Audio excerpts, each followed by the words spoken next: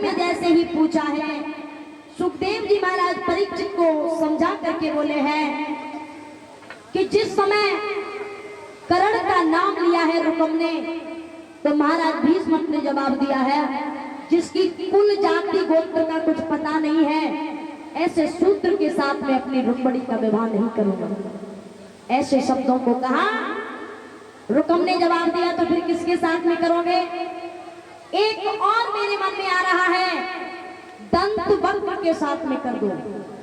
जवाब दिया, ऐसे कायर के साथ में अपनी रुक्मणी का विवाह नहीं कर सकता। जवाब दिया जरासंध। उसी समय भीष्म कहने लगे हैं, पागल हो गया है रुकम, तू अब अपनी वाणी को यही विराम कर ले, जो मैं करूंगा कर लूंगा। रुकम अब तो चीख करके बोला है, पिताजी मुझे ऐसा लगता है कि तुम बूढ़े हुए सो हुए, तुम्हारी बुद्धि भी खराब हो गई। तुम्हारे लिए मैंने इतने लड़के बता दिए रुक्मणी के लिए, लेकिन तुम्हारे दिमाग में एक भी फिट नहीं हो रहा, एक भी समझ में नहीं आ रहा। जवाब दिया, बिल्कुल नहीं। आज भक्तों, भीष्म से रुकम लास्ट शब्द बोल रहा है। ऐसा कीजिए कि मेरी बहन जो रुक्मणी है और मेरा साला सुष्पाल है, सुष्पाल के साथ मैं अपनी बहन रुक्मणी का विवाह करूंगा। जैसे ही सुष्पाल का नाम लिया, भीष्म के मन में ऐसा लगा कि हजारों बिच्छुओं ने डंक चुबो दिए हो, काले सर्पों ने डस लिया हो, जहर उगलने लगा। क्या कहा? जिसने अपनी बहन तुझे दे दी, तू अपनी बहन उसको देगा, पागल हो गया क्या?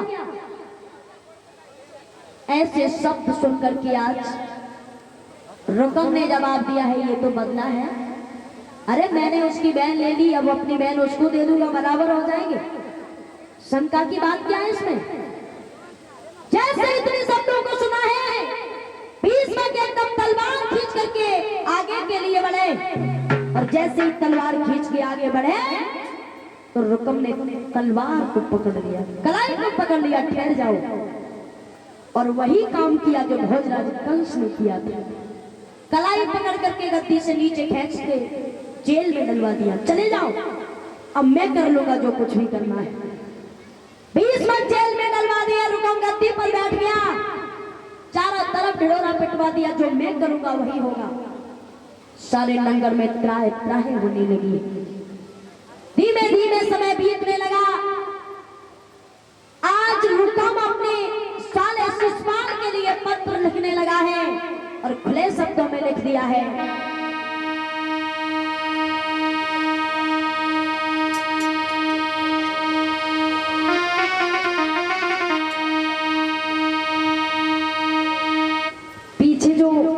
मोटरसाइकिल किसी की खड़ी है, उसको भैया उठा लो, क्योंकि वहां पर कुछ पशु बंधे हुए हैं, शायद वो गिरा देंगे, आप उठा सकते हो।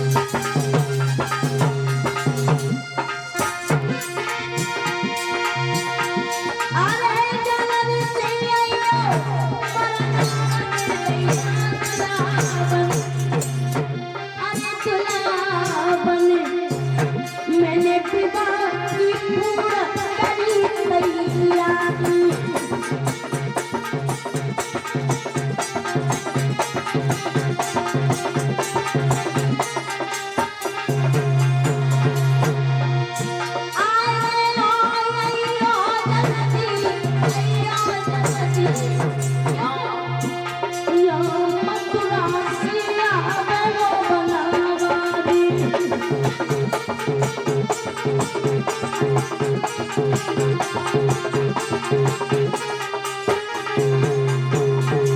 तो जैसे ही पत्र लिख करके आज चंदेली के लिए जब रुकम ने भिजवा दिया शिषपाल को और बड़े बड़े अक्षरों में लिख दिया, अगर आ रहे हैं ना तो ठीक ठाक सेना लेके आई हो, यहाँ मथुरा से वो ग्वाला गंवार भी आ सकता है। इतना पत्थर लिख करके जब भिजवा दिया चंदेली में शिषपाल को, जब ये पत्र मिला है देख करके खुश होने लगा, अपनी भाभी के पास में पहुंचा। भाभी मुझे वरना बना दो।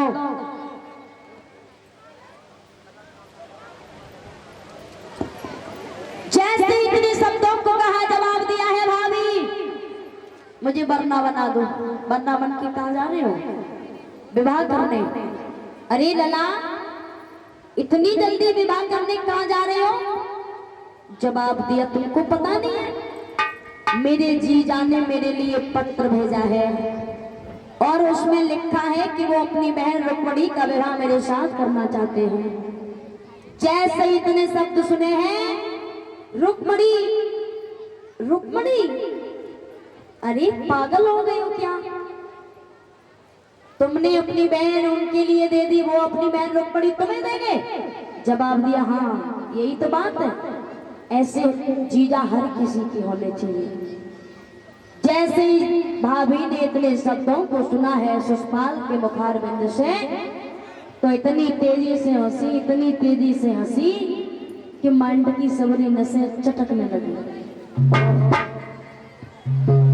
ये तो पहली बार मैं देख रही हूं कि जीजा की बहन साले के लिए ब्याही जा रही है, ये बड़ी अचरज की बात है। शिषपाल कहने लगा है, भाभी मैं तुम्हारे पास वरना बनने के लिए आया हूँ, ज्यादा फालतू बातें करने के लिए मेरे पास समय नहीं है, मुझे वरना बना दो। और सबसे अहम भूमिका होती है भाभी की वरना बनाने में। वरना बनाने लगी, पटा डाल दिया, खड़े हो जाओ बेटा वरना बनाऊंगी। खड़े हो गए। जैसे पटा पे पैर रखो, एकदम इतनी बुरी तरह से पटा पे पैर रपटोगे, नीचे गिरा, उठ करके खड़ा हो गया। फिर जैसे ही पटा पर पैर रखा, एक बच्चा ने चीख कर दिया। भाभी कहने लगी, लला हमें तो तुम्हारे ब्याह में कुछ शंका लगत है। शिषपाल रोष में आ गया, जवाब दिया, मुझे वरना बना दो। वरना मुझसे गलत कोई नहीं हो सकता। भाभी वरना बनाने लगी, सुंदर सुंदर उज्जवल वस्त्र पहना दिए, हाथ में कंगन बांध दिया, सारा श्रृंगार जो वरना का होता है वैसा कर दिया। अब आंखों में काजल लगाने की बारी आई। काजल लगा रही है। काजल लगाते समय देख रही है आंखों में दृश्य, एक बरनी और वह बरनी के पीछे इतने बरना कि समझ में नहीं आती। बड़ी सेना पड़ी हुई है, बड़ी बड़ी सेना, आंखों में दृश्य देखा है भाभी ने। तो उसी समय देखिए, पहले इतना भाव होता था, अब माता बहनें समझ रही होगी कि आंखों में कैसे देख लिया। पहले स्त्रियां इतनी भक्ति करती थी कि जो हृदय में आता था वो सामने बिल्कुल साक्षात आ जाता था। तो इतना भाव था, भाव के कारण आंखों में दृश्य देखा, एक बरनी के पीछे इतनी बड़ी भीड़ लगी है। कहने लगी, लला जाए तो नहीं होने की सोच समझ के जाइयो, तो तुम्हारे 100 ग्रामों का शरीर वैसे हुए, इतनी सेना बैठी है कि एक एक अगर लठिया मारेगी तो उस घटने को सुरमा हो जाएगा। जैसे इतने शब्द सुने, शिषपाल ने एकदम फटकार मारी है, भाभी शुभ शुभ बोलिए, अशुभ मत बोलो। मुझे आपकी बातें बिल्कुल अच्छी नहीं लग रही, लेकिन ये विधान होता है, ये रस्म होती है, इसलिए भी तुमसे कह रहा हूं वरना बना दो, नहीं तो मैं खुद ही बन के चला जाता। ऐसे शब्दों को सुना, ताली बजा करके भाभी हंस गई। चले जाओ, हम नहीं मना कर रहे, जाओ, मालूम पड़ जाएगा खुद ही। शिषपाल वरना बन करके कुंदनपुर में पहुंचा। पहले से ही सेना पे सेना पड़ी हुई है। शिषपाल भी सेना लेकर के कुंदनपुर में जब पहुंच जाता है, उधर रुक्मणी ने सुना कि मेरा भैया अपने साले शिषपाल के लिए विवाह करना चाहता है। तो रो रो करके फपक फपक करके भगवान को याद करने लगी। श्याम, अगर तुम नहीं आए तो तुम्हारे बगैर मैं मर जाऊंगी, वरना सुषपाल के साथ मैं शादी नहीं करूंगी। ऐसे शब्दों को जैसे ही कहा, रुक्मिणी ने हाथ में कलम मुद्रिका ले ली। उससे पहले अपनी मैया के पास में पहुंची और मैया से कहने लगी, मैया मुझे ऐसा लग रहा है कि मेरा विवाह होने वाला है। मैया कहने लगी, हाँ तुझे नहीं पता? अरे तेरी बारात आ चुकी है, कल तेरा विवाह हो जाएगा, परसों तू यहाँ से चली जाएगी बेटी दुल्हन बन के। जैसे इतने शब्द अपनी मैया के मुखार बिंद से सुने, मैया कहने लगी है कि बेटी आज तेरी बारात आ गई, कल तू यहाँ से चली जाएगी। तो रुक्मिणी अपनी मैया के गले से लग के खूब रोई, खूब रोई। माताओं जब बेटी घर से जाती है ना तो बड़ा बुरा लगता है, इतना बुरा लगता है कि इसका वर्णन मैं अपने मुख से कर नहीं सकती। उस माँ को सारी बीती हुई कहानी याद आ जाती है। अपनी बेटी को मैं कितना दुलार देती थी, कितना प्रेम करती थी। और वास्तविक अगर सच्ची बेटी होती है ना, जिस दिन से अपने पिता के घर को छोड़ के आती है, वो दिन उसको ऐसे लगता है कि आज मैं कहीं काल में जा रही हूँ। जो माता पिता के तत्व को समझने वाली बेटी होती है, उसको ऐसा लगता है कि आज मैं अपनी सर्व संपत्ति छोड़ करके यहाँ से जा रही हूँ। वो लड़कपन, वो माता पिता का प्यार दुलार, भाई के साथ खेलना, मस्करी करना, चिढ़ना चिढ़ाना, सब कुछ याद आता है। आज रुक्मिणी भी उसी हालत से मैया के गले से लगी खूब रोई। उनसे पूछिए, जिनकी माताएं नहीं होती